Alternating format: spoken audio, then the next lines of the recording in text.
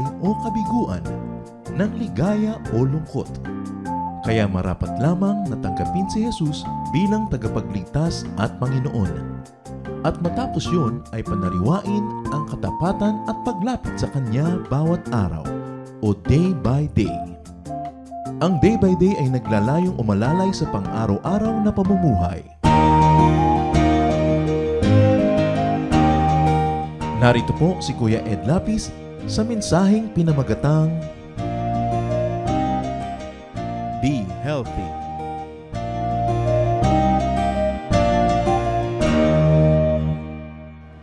It is an act of high religion to be able to keep our body sound, beautiful, and functioning. Ang ating pag-aaral po ngayon sa patuloy na paghahanap natin kung paano ang Panginoon makakapamuhay sa ating sariling mga katawan, pinamagatan natin, be healthy. Isang magandang paalala na paminsan-minsan dapat binabalik-balikan. Salamat Panginoon dahil kami nilikha nyo at ngayon Panginoon kami humihiling na turuan nyo kaming lalong alagaan itong mga katawan na ibinigay nyo sa amin. Enable us to see your face, O God, to hear your voice to the point that we will have practical policies in life how to please you with the way we live, how we keep our bodies healthy. Lead us, Father. Forgive us our sins, cleanse us, enable us to understand your practical message for us today. Teach us in the name of Jesus, your Son, our healer, our faithful friend, and our Savior, we pray. Amen. How healthy are we? Ang mga mahal natin sa buhay, gaano ba sila kalusog din? At paano tayo umaambag sa kalusugan o kaya ikinahihina ng katawan ng ating kapwa? First of all, we must appreciate that the body is a temple. Ano ba yung temple?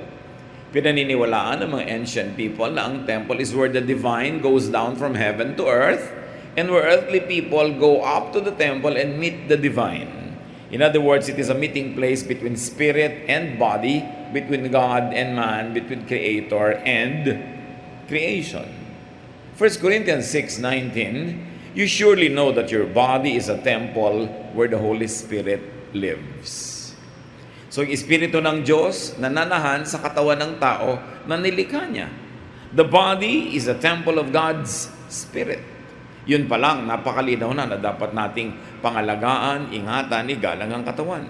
But the body is also the house of your spirit, your very own house. Pag sinabi mong katawan ko, sino yung nagsasalita? Hindi yung spirito mo. Pag sinabi mong ito yung aking ulo, ito yung aking paa, sino yung nagsasabi nun? You have a spirit, and your spirit lives in that body. The body is your spirit's channel to the material world.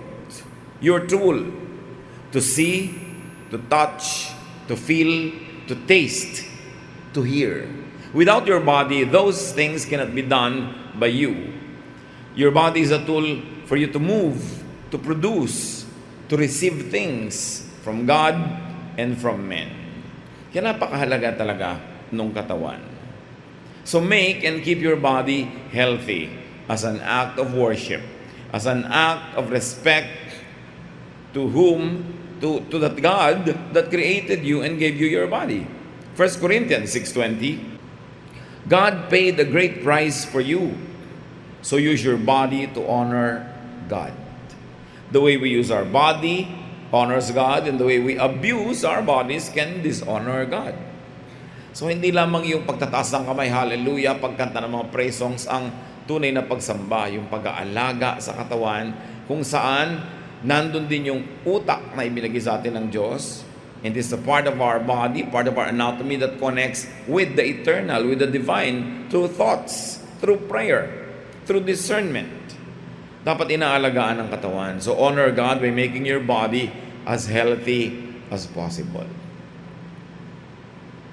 Kung tayo ay nagigilty pag may nagawang kasalanan, dapat meron din tayong feeling of guilt pag yung katawan napapabayaan. Because as we have said, your body is your tool and also your body is your limit.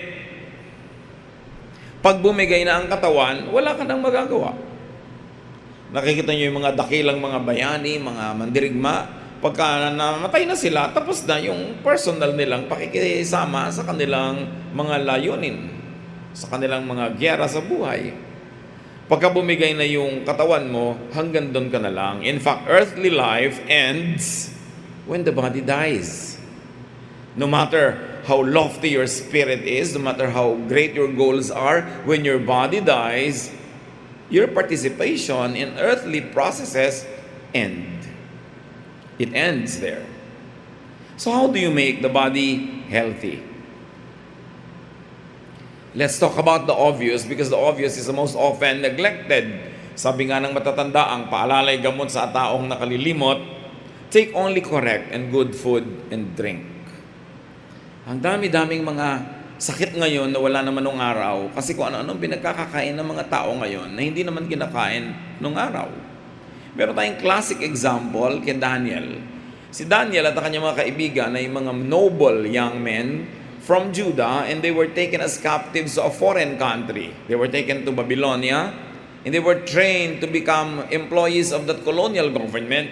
And so they were trained in the way, in the culture of their conquerors.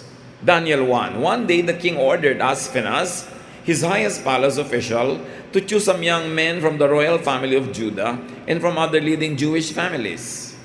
The king said, they must be healthy, handsome, smart, wise, educated, and fit to serve in the royal palace. Teach them how to speak and write our language, and give them the same food and wine that I am served. So ang gusto ng hari, ipakain lahat yung pagkain sa king's table kila Daniel at sa kanyang mga kasama at pati sa mga ibang young people from other countries who were also captives and were being trained to serve the emperor or King Nebuchadnezzar. Ang problema, marami sa mga pagkain ng mga lahi na yon bawal na kainin ng mga Israelites at hindi lang religious bawal, considered too rich, too oily, and all of these kind of things that it was not good for their bodies. Verse 8 and so on, Daniel made up his mind to eat and drink only what God had approved for his people to eat. And he asked the king's chief official for permission not to eat the food and wine served in the royal palace. God had made the official friendly and kind to Daniel. But the man still told him, the king has decided what you must eat and drink. And I am afraid he will kill me if you eat something else and end up looking worse than the other young men. The king's official had put a guard in charge of Daniel and his 3 friends. So Daniel said to the guard, for the next 10 days, let us have only vegetables and water at mealtime. When the 10 days are up, compare how we look with the other young men and decide what you do with us. So ayaw talagang kainin ni Daniel yung mga pagkain na yun. Nakiusap siya, tubig lang at gulay ang ipakain niya sa amin. 10 araw lang, pagkatapos subukan nyo. Kung talagang mahina kami, maputla kami, pumangit kami, nangayayat kami, edi gawin nyo kung anong gusto nyo gawin. Pero give it a try. Give us 10 days. Verse 14, the guard agreed to do what Daniel had asked. 10 days later, Daniel and his friends looked healthier and better than the young men who had been served food from the royal palace. After this, the guard let them eat vegetables instead of the rich food and wine. Kung minsan may mga Kristiyanong nakikipagbakbakan tungkol sa gaano ba karaming tubig ang gagamitin sa bautismo, ano bang element ang kakainin sa Lord's Supper, dapat ba walang harina, walang lebedura, etc., etc. Pero kung ano-ano naman pinagkakakain niya araw-araw. These verses are as biblical as all the other theological verses. Magbebelo ba ang babae? Maghihikaw ba ang lalaki? Magpapatato ba? Ang dami-dami pinoproblema. Pero kain ng kung ano-ano na hindi dapat kinakain. So isang lesson dito sa buhay nila Daniel is do not eat and drink poison. So sabi niyo, sino ba naman ang talagang kakain ng poison o inom? Yes, but when you take food with so much preservatives, dahan-dahan mo lang nilalason ang sarili mo, dahan-dahan lang nga. Kaya nga, ang lagi kong itinatanong pag may kakain ng corned beef, alam niyo yung tanong, di ba? Ano yung tanong? Kailan pa namatay ang baka? Pag may patay na tao, sasabihin sa inyo ng punerarya, ilang araw nyo po bang ibuburol? Pag isang linggo, ganito lang karami nilang ilalagay na gamot. Pag sinabi mong 2 linggo, dadagdagan nila. Pag sinabi mong ay medyo 3 linggo kasi meron pa siyang kamag-anak na nasa Iraq, hindi pa nakakauwi, dadagdagan pa rin ang preservative para hindi mabulok yung katawan. Ang tanong, gaano karaming preservative ang kailangan mo sa corned beef para hindi siya mabulok ng 4 years? Tapos kakainin mo yon, yung karne at yung preservative na inilagay doon, plus yung color. Tell me kung hindi ka kumakain ng poison. Bakit kakain ka na lamang ng karne, kailangan may kulay pa? The same kulay na artificial. Mabuti sana kung atsuete ipin ang kulay. Paano kung jobos ng sapatos? Diba? Artificial colorings, fake foods and drinks. When we take this kind of things, kahit in little quantities, everybody will agree that it should not be taken or eaten. Kaya marami tuloy mga illnesses ang mga tao today. So do not expose your body to toxins. Kakainin mo na lang yung isda. Ba't naman kailangan yung daing pa na ang dami-daming asin na pumasok? And every self-respecting doctor will tell you na hindi ka dapat kumakain ng ganong karaming asin. Bakit kailangang may ganito pat may ganon? So do not fill your body with toxins because we sometimes take in a lot of carcinogens. Spray ka ng spray ng pampabango ng kwarto. Ba't di ka nalang maglagay ng fresh flower kung kaya mo? O lagyan mo ng isang nabubulok na mansanas, ang bango nun. Kesa ini-spray mo, pero chemical pa rin yun. Hindi naman talaga sampagita yun eh. Chemicals pretending to smell like sampagita. Papasok sa lungs mo, may chemicals pa rin yung lungs mo. Spray everywhere kung ano-ano pinaggagawa natin. So we get infectious and harmful elements into our bodies. There's so much chemical surrounding us. Yung mga insecticide, yung sa lamok. Yung lamok nga namamatay eh. Kasi ang liit niya. Kung ganun ka rin kaliit, mamamatay ka rin pag na-sprayan ka ng spray mo. Malaki ka lang nga. So dahan-dahan ka lang mamamatay. Tapos hindi na nahimik yung katawan, lalagyan mga destructive implants, dadagdagan ng pisngin, o minsan bumababa. Diba? Kaya tuloy, nagkakadyamandahan pa, may nabubulok pa, pinapatambok pa ang tumbong. At may mga talaga nababalita tayo na nabubulok, nasisira yung katawan. Bakit hindi lang manahimik kung flat yung tumbong mo? Mabuti nga, hindi ka madudulas. Kailangan laging patambukin lahat. Kaya tuloy nagkakasakit. Kung ano-anong kulay ang inilalagay natin sa buhok. Iba pa yung kulay, iba pa yung pamparelax, iba pa yung pampakulot, pampapatigas, pampatirik. Ang daming chemicals. And do you think it's really good for the body? Kaya ngayon ang mga tao, sari-sari ang nararamdaman. 1 Kings 19, 1-8. Another case of how to take care of the body. Ahab told his wife Jezebel what Elijah had done and that he had killed the prophets. She sent a message to Elijah, "You killed my prophets, now I'm going to kill you. I pray that the gods will punish me even more severely if I don't do it by this time tomorrow." So itong si Prophet Elijah, napakarami niyang mga pinatay na mga prophets, itong foreigner queen na nagdala ng kanyang mga sarili-sariling mga religious leaders into Israel. Ngayon tinakot siya ni Queen Jezebel, bukas, patay ka sa akin. Ninervyos itong prophet na ito. Elijah was afraid when he got the message and he ran to the town of Beersheba in Judah. He left his servant there, then walked another whole day into the desert. Finally, he came to a large bush and sat down in its shade. He begged the Lord, "I have had enough. Just let me die. I am no better off than my ancestors." Then he lay down in the shade and fell asleep. Suddenly an angel woke him up and said, "Get up and eat."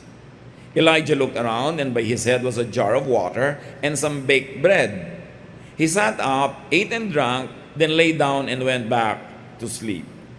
Soon the Lord's angel woke him again and said, "Get up and eat, and also or else you'll get too tired to travel." So Elijah sat up and ate and drank. The food and water made him strong enough to walk 40 more days. At last, he reached Mount Sinai, the mountain of God.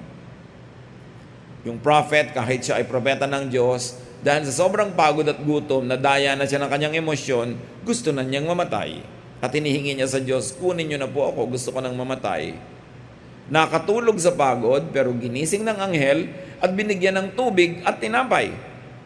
Kumain, uminom, natulog uli, ginising na naman, kumain, uminom, lumakas, at hindi na niya uli inisip o ginustong mamatay. Talagang gutom lang pala. Pagod lang. So, ang lesson talaga niyan, at babanggitin uli natin mamaya, is to really have enough rest. Pag sobrang pagod ng tao, nababaliw, nasisira ang magandang pag-iisip. Eat and drink enough. Pag ang tao hindi well-fed, kulang sa iniinom, kulang sa kinakain, pati ang takbo ng utak niya naiiba.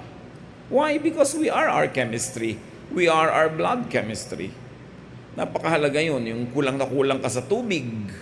When people are constipated, there's one major simple reason. Kulang lang sila sa tubig. Dagdagan lang ang iniinom. Ngayon, kung inom ka na lang ng inom ng tubig kasi hindi naman malinis, o may sakit ka, hindi ka naggagamot, anong sabi ni Paul? 1 Timothy 5:23, stop drinking only water. Take a little wine to help your stomach trouble and the other illnesses you always have. So hindi mo sabihin, ay naniniwala ako sa Diyos, magpe-pray na lang ako, hindi na ako inom ng gamot, hindi na ako magte-take. Ba't hindi naman sinabi ni Paul, mag-pray ka na lang, Timothy, kahit masakit ang tiyan mo. Sabi niya, take some wine, because wine has medicinal value. Aside from the fact that it is also antiseptic.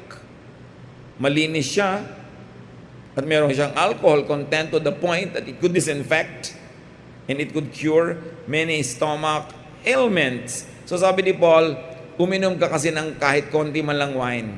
Tumigil ka muna ng kaiinom nung dati mong iniinom na tubig lang. In other words, if you're going to universalize, the particular message of this verse is eat or drink elements that will heal your illnesses. And when needed, take healthful medicinal food and drink. Stop taking unclean and contaminated food and drink. Yung kakain ka ng marumi, kakain ka ng kung ano-ano mga lamang loob na kahit sinong doktor ang kausapin mo, sabihin lang, huwag mong kainin yan. Diba? Katulad halimbawa ng liver, taga-sala yan, ang lahat ng dugo ng hayop, lahat ng mga sakit ng hayop, dumadaan doon, tapos kakainin mo siya. Lalo yung dugo. Di ba kung gusto mo lang malaman may sakit ka, blood test. May hepatitis ka, blood test. Ngayon, yung blood, kakainin mo, anong kinakain mo? Dapat mo bang kainin talaga yun? And when there is a better choice, do not limit yourself to plain food and drink. Tulad ng sabi ni Paul kay Timothy, stop drinking only water. Take some wine because it's good for you. Hindi sinabing get drunk, ha? Take some wine up to the degree, level, amount that would be helpful. How else do we make the body healthy? Work, exercise, and move correctly and properly. Life is about movements. Lahat ng buhay gumagalaw. Kaya pag hindi ka na gumagalaw, ay patay na. Sabi nila. Kaya ang tao dapat gumagalaw. Mas maraming galaw, mas mabuti, liban na lang kung may kapansanan ka o may balik ang buto na kailangan mo manang ipahinga. So laging natin nadidinig, instead of taking the elevator, why not take the stairs? Instead of always taking, magta-tricycle ka pa sa kaprasong distance, takarin mo na lang. Diba? Kung safe yung street, at yung weather permits you. The more you move, the healthier it is. Exodus 20:9-10, 6 days you shall labor and do all your work. But the seventh day is a Sabbath to the Lord your God. On it you shall not do any work. So for every 7 days, we are mandated to dedicate 6 days to work. Bodily, physical work. Na-exercise ka. Hindi ka lang para kumita at magkaroon ng employment, para yung katawan mo rin kumikilos. Kaya yung mga tao, ang mga trabaho nila, nakaupo lang sa desk, nakasubsob sa computer, di ba naninigas ang mga leeg, sumasakit ang mga likod, at umiinit ang mga ulo, pati sariling nanay, sinisigawan na. Dahil sa mga pagod, dahil sa mga hindi balance na mga activities. Kaya may mga trabaho na very harmful to the body. 8 oras kang nakasubsob, nakaharap ka sa computer, 10 oras pa ng gabi, tapos kape ka ng kape para hindi ka antukin at natututupang manigarilyo. Ang kakainin mo, puro fast food, puro mga instant and chemical-laced foods. What will happen to you? it will be very interesting to see social studies of behavior of people who do this kind of jobs. Because on personal testimony level, I have heard so many people whose emotions become dysfunctional. Ang bilis-bilis magpalit ng mga boyfriend at partner, mga bata o sa bahay, nakakaaway, umiinit ang mga ulo, because something is wrong with the balance of the body. Kailangan i-balance yun. Work makes us healthy. Kaya nakikita nyo yung mga magbubukid, mga construction workers, nagtataka ka, umulan, umaraw, nagtatrabaho sila, hindi sila nakakasakit. Tapos ang pagkain nila, sambuntong kanin, konting ulam, pero ang lakas-lakas nila. Ikaw na kung ano-ano pa mga diet ang pinag-aan mo, may dumadaan lang alikabok, meron ka ng allergy. Napakalakas magpahina ng katawan yung hindi ka talaga gumagalaw. No? So, 1 Timothy 4:8, exercise is good for your body. Kung meron kang quiet time, meron kang prayer time, may Bible study time, may worship time, dapat may exercise. Kasama yun sa tunay na spiritualidad, kasama yun sa pagsamba sa Diyos. Inaalagaan mo yung katawan. And as we have already seen in Elijah's case, and obviously, what's also important to stay healthy is to rest and relax enough.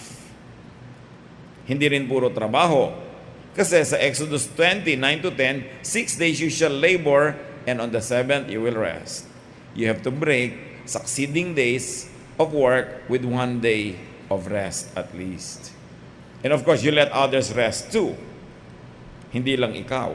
Kasi ang kausap diyan sa commandment ng Sabbath ay mga employers, masters, people who had authority over other people. Psalm 23:1-3 is very interesting. The Lord is my shepherd, I shall not be in want. What does the shepherd do? He makes me lie down in green pastures. He leads me beside quiet waters. He restores my soul. Yan ang ginagawa ng good shepherd. The Lord is the shepherd of rest. So spiritually speaking, when you join any religious group or movement or sect or organization, dapat ang ending restful. Hindi yung napasama ka sa kanilang mga giyera, mga intriga, mga religious wars. Hindi ganoon ang Lord Jesus Christ. Pag sumunod ka sa Kanya, pagpapahingahin ka Niya. Bibigyan ka ng mga katuruan para ikaw ay maging peacemaker, hindi troublemaker, maging tolerant of others, not judgmental and self-righteous. Ang ending, nagiging tahimik ka. Which brings us to a very important point in staying healthy. Take care of your emotion. Mas madaling bantayan kung anong pinapayagan nating pumasok sa ating bibig na kinakain natin kesa sa kung anong pumapasok sa ating tenga na dumediretso sa ating puso. Kung anong nakikita natin na dumediretso para maapektuhan ng ating emosyon. Itong si Nehemiah, nasa isang foreign country, naglilingkod siya sa hari, biglang nakita ng hari ang pag-iiba ng kanyang expression. Nehemiah 2:2, the king asked me, why does your face look so sad when you are not ill? This can be nothing but sadness of heart. Wala ka namang sakit, pero bakit ganyan ang mukha mo? Di ba marami kumisan, may mga karamdaman, dadali mo sa doktor, wala naman makitang sakit. Kasi hindi lang naman physical ang lahat. We are not just bodies, we are also spirits. And the spirit could also get sick through the emotion. Emotions affect the body. Emotions affect physical health. So tell me, bakit ka manonood ng horror para matakot? Magbabayad ka para ka matakot, para saktan mo yung iyong emotion. Ang laging utos ni Lord, do not fear. Tapos sasabihin ko, hoy, nakakatakot ba to? Manood tayo kung nakakatakot. You are actually disobeying Jesus. Sabi niya, do not fear. Tapos hahanap ka ng tatakot sa'yo. Sasakay ka sa mga rides, sa kalagitnaan pa lang, nagmamakaawa kang itigil. Dahil kumakalat na yung suka mo sa buong sangsinukob, hilong-hilo ka na, at nung makababa ka 3 araw, nahilo ka pa rin, and nagbayad ka pa nun, ba't mo paparusahan ang katawan mo? Kailangan, yung emosyon, alagaan. But manonood ka lagi ng mga telenovela na laging ang problema lang naman ay kung sino ang tunay na ina ng bata. Ano ang lihim niya, di ba? Laging dalawang batang nagkapalit, yung mayaman ang napunta sa mahirap, yung mahirap ang napunta sa mayaman, yung mayaman kunwari siya yung walang hiya, pero siya naman talaga yung dapat ay mahirap. At the end, mabibisto lahat yon, magsasampalan sila. Pero sinundan mo ng 6 na buwan araw-araw, nag-aabang ka kung ano naman problema bukas. Kutakot-takot na iiyakan, sampalan, pagtakot. Galit na galit ka pagkasama-sama ni Sherry Hill. No? Bakit mo ginagalit ang yung sarili? Iniimbento lang yung mga scriptwriters para kapag kaperahan. Why? Make your heart as happy as possible. So kung magbayad ka lang ng comedy, kahit corny. Meron pa mga may sakit. Ito talagang experiment. Yung isang grupo, pinapanood nila lagi ng nakakatawa, mga comedy movies. Tawa ng tawa. Mas mabilis naggalingan, nag-respond sa medication, mas nagkaroon ng ganang kumain, at mas masarap matulog. So make yourself as happy as possible. May papanoorin ka, itatanong mo, papasahin ba ako niyan? Hindi, papaiyakin ka, ayoko. We have a big industry ng pagpapaiyak. Bakit? Ng pananakot. Ecclesiastes 7:14, when times are good, be happy. Anong ibig sabihin na when times are good? O wala kang sakit ngayon, be happy. May namatay ka bang kamag-anak? Wala, be happy. Nadaga na ba ng piso ng asawa mo ngayong araw na to? Hindi, be happy. Nasunog ba ang bahay mo today? No, be happy. Nakidnap ka ba? Hindi, be happy. Ibig sabihin, tuwing meron kang excuse to be happy, be happy. And don't be foolish as to be sad when actually wala namang reason para ka maging sad. Dagdagan mo, damihan mo yung happiness. Kasi para kang nagde-deposit. Pag dumating yung moments ng kalungkutan, may mawi-withdraw ka dahil ang dami mo na naging kasiyahan. So, kaya, magpakasaya. Do not miss any and every chance to be happy. Because it will make you healthy. Do good. Doing good makes you happy.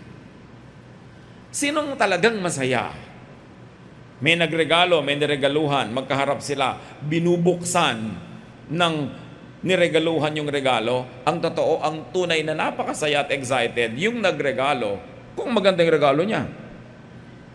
Pero kung ang nasa loob lang pala kalendaryo, tas exchange gift, may pinag-usapan pa naman presyo, kinakabahan siya pagbukasan na. Kasi mahihiya siya. Pero oras na nagbibigay kayo ng magagandang bagay, ang totoo, kayo talaga yung sumasaya. Kaya sabi ni Lord, give. It is better to give than to receive. Why? You will be happy. It's nice to receive a gift, but it's nicer to be the one to give it. So nabababad mo yung puso mo sa kaligayahan, sa kasiyahan. Ecclesiastes 8:15, sabi ng pinakamatalinong si Solomon, so I commend the enjoyment of life, because nothing is better for a man under the sun than to eat and drink and be glad. Then joy will accompany him in his work all the days of the life God has given him under the sun. So magpakasarap kayo, magpakasaya. Kakain kayo, sarapan nyo. Maghahain kayo, gandahan ninyo. May higaan din lang kayo, gandahan nyo na yung ayos. Ayusin yung buhay nyo. Konting mga lata, lagyan nyo ng mga halaman, may mga bulaklak na kayo sa bintana. Why not make your life nice? It's a mission. Sandali ka lang dito sa mundo, di ka na babalik pa. Pag umalis ka na, so pagandahin mo na. Enjoy life, sabi ni Solomon. Enjoy simple, little, daily pleasures. Which of course means minimize sadness and fear and worry. At yan lagi sinasabi ni Lord, do not fear, do not worry. Whenever you fear, whenever you worry, even if it's only in your imagination level, tumataas na rin ang inyong heartbeat, ang inyong pulse rate, pinapawisan na rin kayo, napapagod din kayo, parang totoong nangyayari na, samantalang hindi naman. How do you minimize sadness and fear and worry? Minimize quarrels. Minimize stress and fights. Mahirap yung may kainisan kang kapitbahay, hindi ka kinakausap na kasambahay mo, meron kang cold war, meron kang gera with another friend, tayabangan with an office mate, you are poisoning your environment. You minimize your happiness, you maximize your stress. So what do we do is to maximize happiness and pleasure, which means maximize friendships, maximize peace and harmony. So lagi mo itatanong, ito bang gagawin ko, itong sasabihin ko, itong decision ko ay magpapadagdag ng harmony o magbabawas?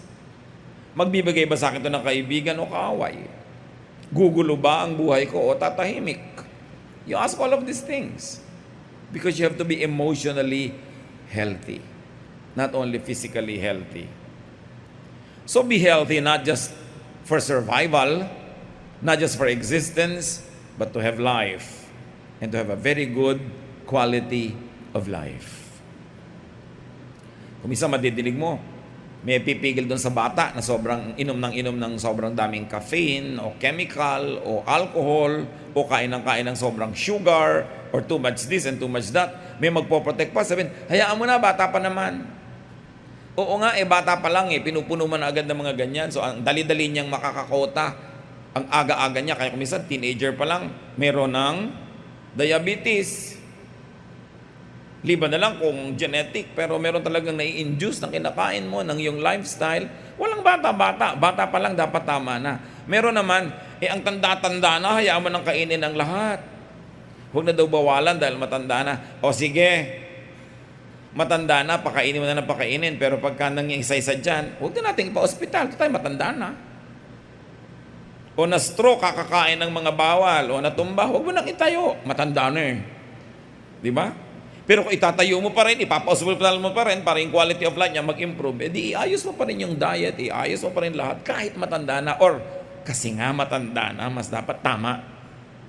Para hindi lang siya mahaba ang buhay, maganda yung quality of life. Not just existence. Life. And every day of life is a gift. It must be enjoyed and must be thanked God for. So, dapat nating alagaan. At remember, hindi lang buhay natin, buhay din ng iba. Baka ikaw stressor ka sa iyong bahay. Laging napupuyat ang mga magulang mo dahil uwing-uwi mo, gabi na lagi. Di ba? Di sila yung nawawala yung kalusugan dahil sa iyo. Or maybe you indulge in very dangerous sports that make your mother worry. Imagine, your fun is your mother's worry. E di siya yung namamatay unti-unti dahil sa iyo. Nag-aalala, nag-iisip. Sa mga lifestyle natin, sometimes careless lifestyle, lahat ng mahal natin sa buhay, nadadamay, nag-aalala, nalulungkot, nagbabayad, nadadawit. It is unfair. Meron tayong duty to be healthy, not only to our own body, but also to everyone else who cares for us. Hindi tayo nabubuhay lang sa sarili. Sabi nga, meron tayong pananagutan, lalo sa mga stakeholder sa buhay natin, sa mga nagmamahal sa atin. So let's make it a goal to live healthier lives, less additives, less artificial things, more natural, more fresh foods, healthful lifestyle, less stress, have more fun. Umiwas sa mga nakakatakot, mga malulungkot na pwede namang iwasan because there's enough takot and lungkot na totoo na hindi mo pwedeng iwasan dahil talagang darating at bahagi ng buhay. So ba't dadagdagan mo pa? Dapat tama na yon. Keep it to a minimum. Ama naming Diyos, salamat dahil kayo'y maibigin sa amin and you want us to be healthy. Patawarin niyo po kami, Panginoon, sa kanya-kanya namin mga pagpapabaya, mga pag-aabuso sa aming katawan, and teach us, Lord, to worship you not only in spirit but also in the body. That we worship you through a healthy lifestyle. Para ang mga buhay na ipinapahiram mo sa amin, Panginoon, mga sandali, mga oras, maipaglingkod sa iyo at sa aming kapwa at ma-enjoy din namin. Teach us to be more responsible. Teach us to be more correct. Pagbulay-bulayan natin itong mga kapatid at gawin nating very, very practical. Ano ang mga ginagawa nating mali na dapat tigilan at ano ang mga tamang dapat ginagawa na dapat simulan na kung hindi pa ginagawa. Salamat, Panginoon, sa mga tamang ginagawa namin. sa mga napagtagumpayan na namin ng mga temptation to be careless, but continue to empower us, enlighten us, so we could be more responsible. Let's worship God by taking care of the body of the Holy Spirit, the temple of the Holy Spirit. Be alone with the Lord for a while and seek further guidance for our daily life. Lord, be with your people. Continue to teach us.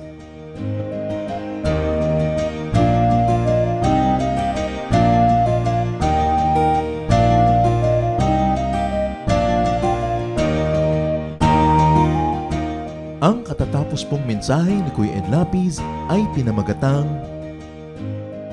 Be Healthy.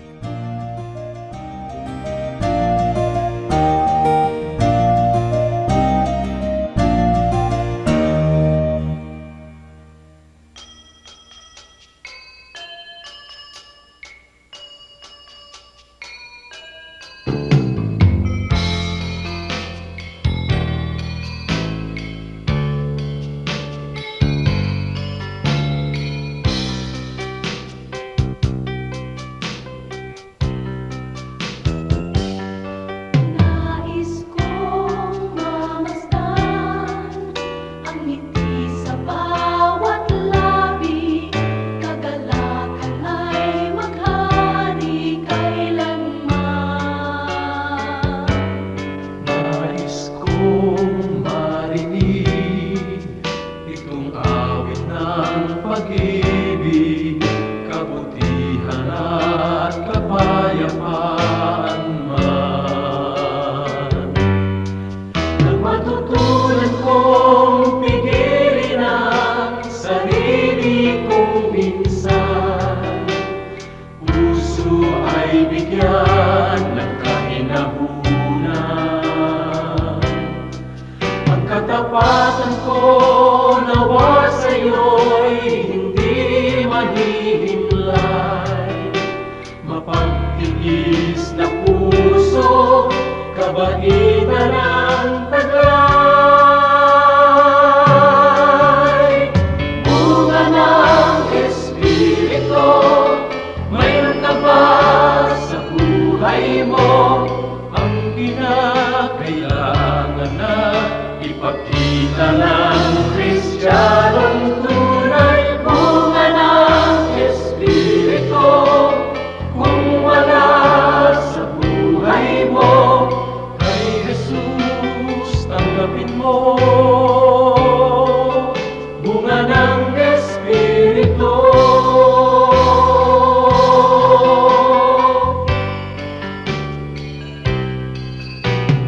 Kay Jesus tanggapin mo.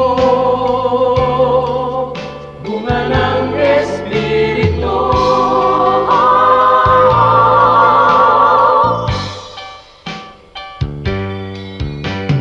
Bunga ng Espiritu, mayroon ka ba sa buhay mo ang kinakailangan na ipakita ng Kristiyanong tunay? Bunga ng Espiritu, kung wala sa buhay mo, kay Jesus tanggapin mo.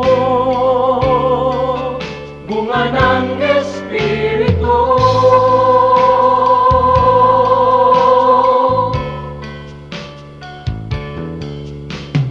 Kay Jesus tanggapin mo. Bunga ng Espiritu.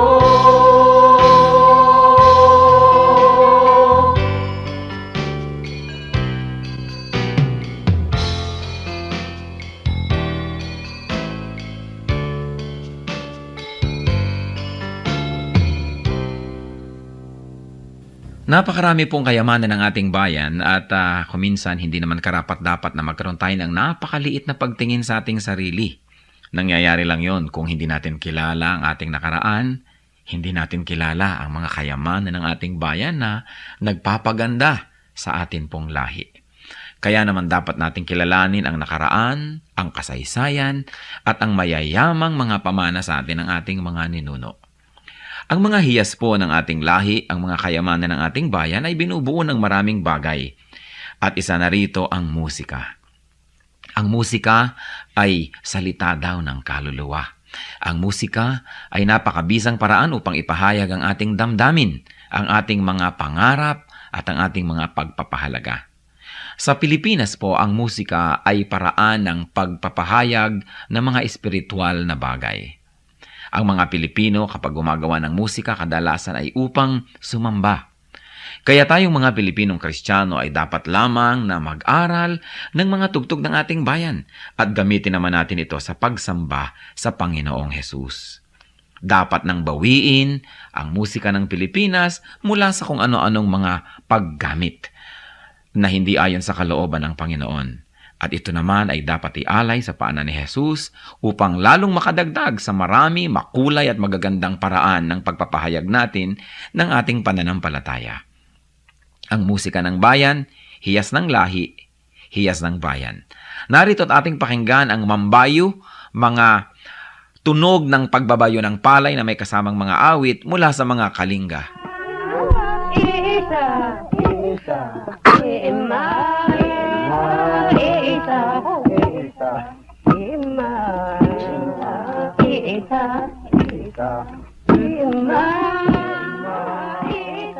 Ang mambabayo ay isang karaniwang gawain ng mga kalinga at ito ay pagbabayo ng palay. Gayunpaman, ito isinasagawa sa sari-saring estilo at pamamaraan ayon sa idinaraos na okasyon. Halimbawa ay kasal o kaya ay may mga kinalaman na seremonya sa mga patay o mga libing. Ang mambayo ay sinasaliwan ng awit tulad ng naririnig natin.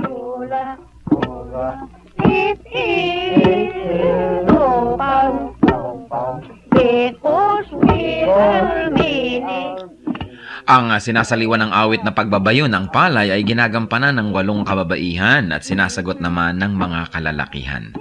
Paulit-paulit at mauulit na maririnig ang ritmikal na pag-awit ng mga salitang ima, isa o insa.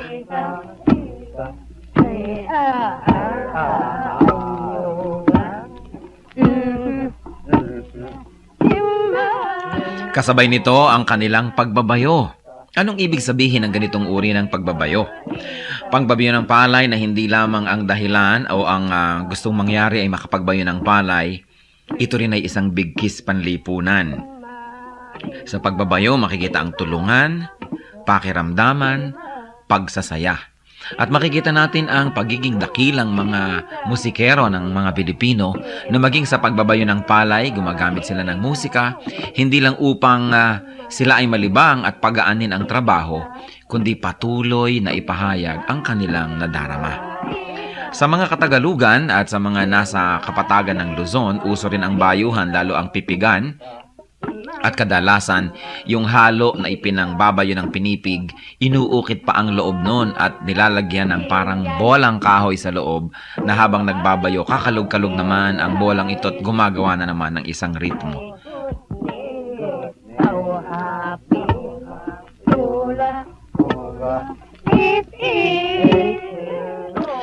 Yan po ang mambayo, ang pagbabayo ng palay na may saliw ng mga awitan ng mga kalinga. Ano po ang maaari nating matutunan sa kayamanang ito ng ating lahi? Na ang bawat gawain natin ay maaaring saliwan ng musika.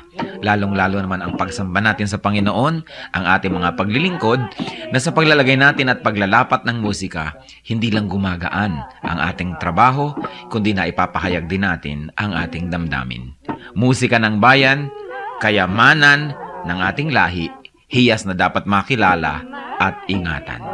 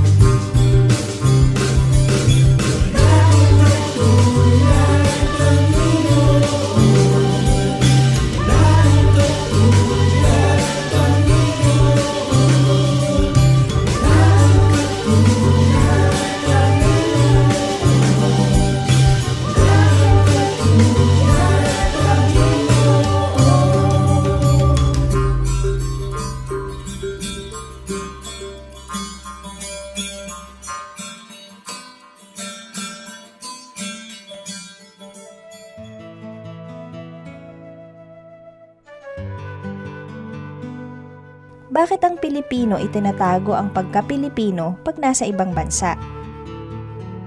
Kadalasan yung puna na yan, nakikita ko totoo lang sa Amerika. Siguro may mga Pilipino sa Amerika na baka illegal yung status. Kung nakipagkwentuhan pa sa kapwa Pilipino, mabisto pa. O kaya maraming mga nangangailangan ng tulong, baka ayaw ng paabala.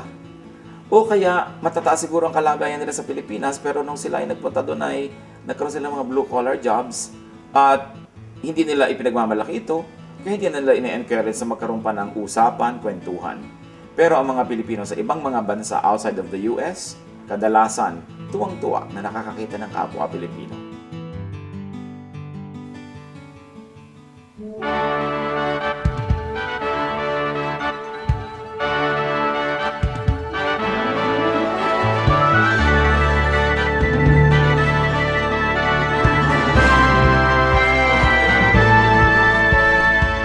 Ang iyong hirang dala, ang iyong ngalan, taglay ang ligaya ng kaligtasan. Alab ng puso sa aming dibdib ay kayo ang dahilan.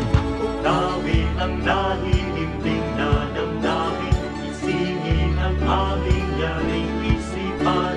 Tamang lakas ay gawin niyong alipin sa inyo ang pagsamba. Pagsamba, dalis ay napagsamba sa dakilang ngalan niya.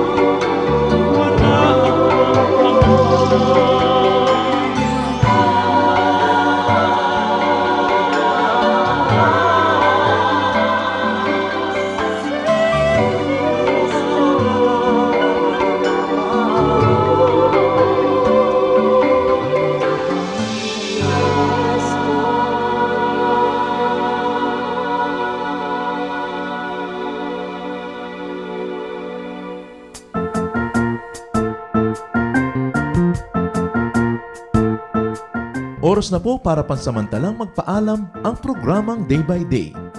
Tayo po'y magsama-sama tuwing ika-6 hanggang ika-7 ng umaga, araw-araw. Magandang umaga po at mabuhay ang Panginoong Hesus!